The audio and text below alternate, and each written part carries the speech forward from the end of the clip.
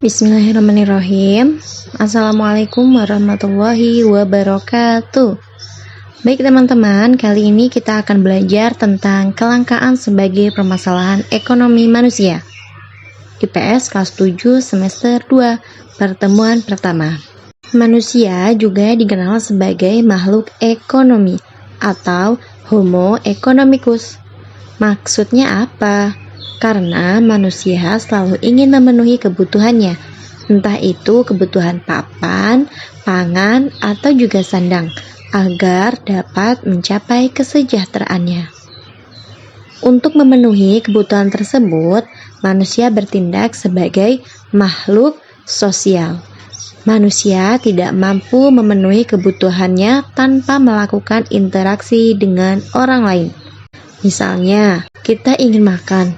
Tentu di balik hidangan yang siap kita santap, ada banyak peran dari orang lain, mulai dari bibit padi yang ditanam di sawah, lalu menjadi gabah, beras, dan kita olah menjadi nasi. Begitupun dengan alat pemuas kebutuhan lainnya.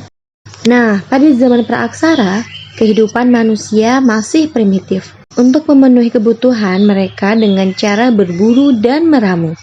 Kemudian, seiring dengan majunya cara berpikir dan kebudayaan, mereka mulai hidup menetap dan bercocok tanam. Dan untuk memenuhi kebutuhan dilakukan dengan cara barter. Kebutuhan manusia itu sifatnya tidak terbatas.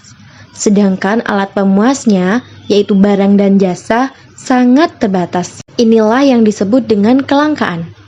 Lalu, kelangkaan ekonomi dapat diartikan sebagai terbatasnya sumber daya, sehingga mengakibatkan kebutuhan manusia tidak tercukupi. Di sini kita bisa melihat bahwa setiap wilayah yang ada di Indonesia memiliki kekayaan dan potensi alam yang berbeda-beda. Misalnya, di daerah Pangandaran itu adalah daerah berpenghasilan ikan. Sedangkan Bandung berpenghasilan sayuran. Jika pembagian sumber daya kedua daerah tersebut tidak merata antar wilayah, maka akan menimbulkan kelangkaan komoditas tertentu. Nah, kelangkaan ini dapat terjadi karena sumber daya yang tersedia tidak sebanding dengan kebutuhan. Hal ini bisa disebut sebagai permasalahan ekonomi.